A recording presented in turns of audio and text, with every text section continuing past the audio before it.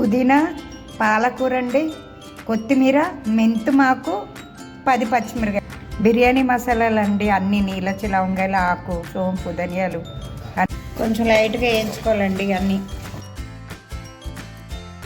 అన్నీ వేయించినానండి, దించేస్తాయి. ఇదంతా మిక్సీ పట్టుకోవాలండి.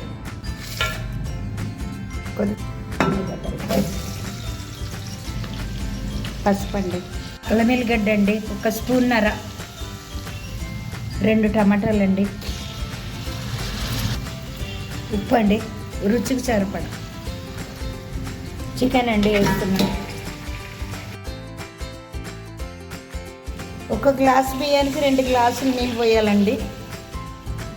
జీరా రైస్ అండి, ఇది పెరుగండి, ఇలాచి పౌడర్ అండి, కొంచెం నెయ్యి అండి.